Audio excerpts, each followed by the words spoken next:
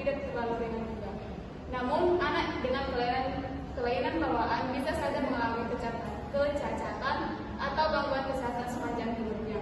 Contoh penyakit tidak menular bawaan akan dijelaskan oleh teman saya, Dr. Isya.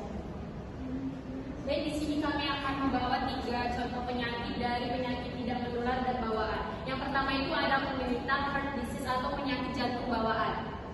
Yang kedua itu ada sumbing. Yang ketiga itu ada hidrosefalus.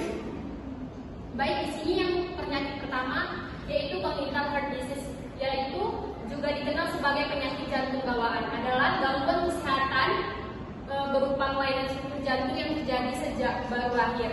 Lebih tepatnya, penyakit jantung bawaan adalah kelainan yang terjadi ketika janin masih dalam proses perkembangan dalam kandungan. Gejala penyakit jantung bawaan yang umum terjadi adalah warna kebiruan atau kehitangan di bibir atau jari-jari kuku atau sianosis, kelelahan, dan kesulitan bernapas. Terutama ketika disusui berat, badan rendah, pertumbuhan, terhambat pembengkakan di tungkai, perut atau area sekitar, mata infeksi paru-paru yang berulang sering mengeluarkan keringat dingin.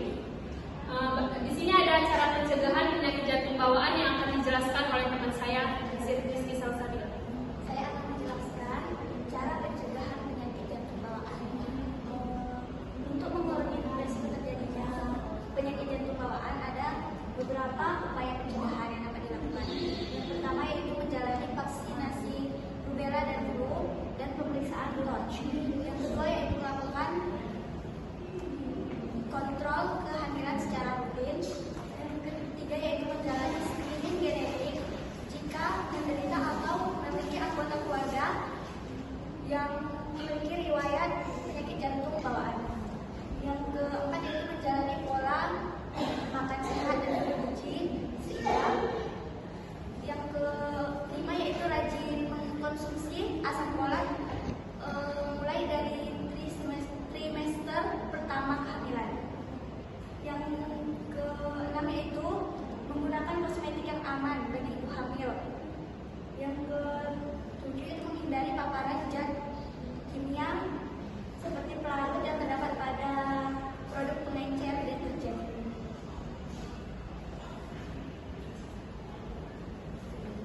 Penyakit kedua yaitu sumbing.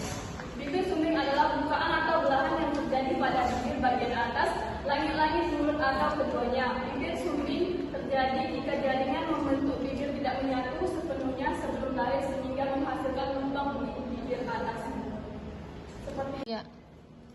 Contohnya seperti ada di gambar ini, anak bayi terjadinya bibir sumbing karena penyebabnya penyakit itu seperti faktor genetik dari keluarganya, paparan zat tertentu selama kehamilan, memiliki diabetes, obesitas selama kehamilan. Baiklah, di sini saya akan menjelaskan gejala dan pencegahan bibir sumbing. Gejalanya yaitu kemenyangan di bibir dan langit-langit mulut yang mempengaruhi satu atau kedua sisi wajah, sulit menyusu dan makan.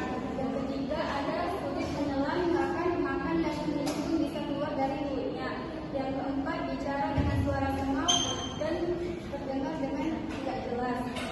Pencegahannya ada hindari merokok dan minuman beralkohol agar tidak mengakibatkan faktor risiko melahirkan bayi cacat.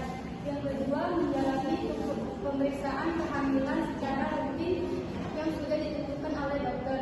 Yang ketiga ada mengonsumsi makanan sehat dan bergizi secara seimbang. Baik, di sini ada penyakit yang ketiga yaitu hidrosefalus, adalah penumpukan cairan di rongga otak sehingga meningkatkan tekanan pada bayi ataupun anak-anak. Hidrosefalus membuat ukuran kepala menjadi besar. Penyebabnya perkembangan yang tidak normal pada otak, tulang belakang, sehingga menyebabkan sumbatan pada cairan otak. Interaksi selama masa kehamilan seperti rubella, sifilis, kelainan bawaan dan lahir, contohnya sindrom Denby-Walker, dan pendarahan dalam pada otak disebabkan oleh kelainan prematur pada kelahiran.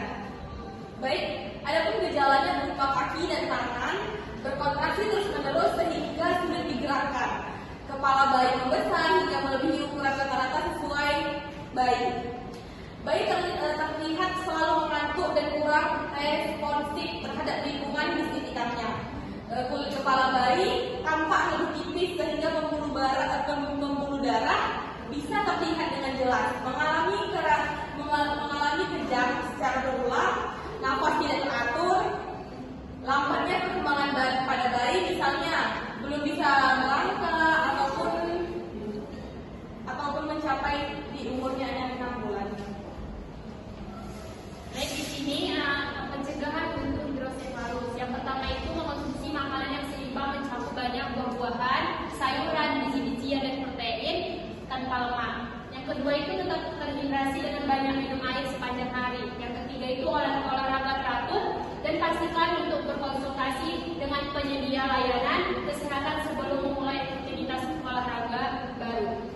Yang keempat itu beristirahatlah yang cukup dan cobalah kelola stres melalui teknik relaksi seperti pernapasan atau meditasi. Yang kelima itu hindari merokok, alkohol dan narkoba karena dapat berdampak buruk pada perkembangan bayi ibu. Yang keenam itu hadiri semua pemeriksaan prenatal dan ikuti saran penyedia layanan kesehatan untuk kehamilan yang sehat. Baik, di sini kami sudah menjelaskan apa itu PTM pada bawaan pada anak bayi. Baik, di sini ibu-ibu yang sedang hamil untuk dijaga kehamilannya yang sehat, hindari untuk supaya anaknya tidak terkena penyakit PTM. Sekian dari kami, terima kasih.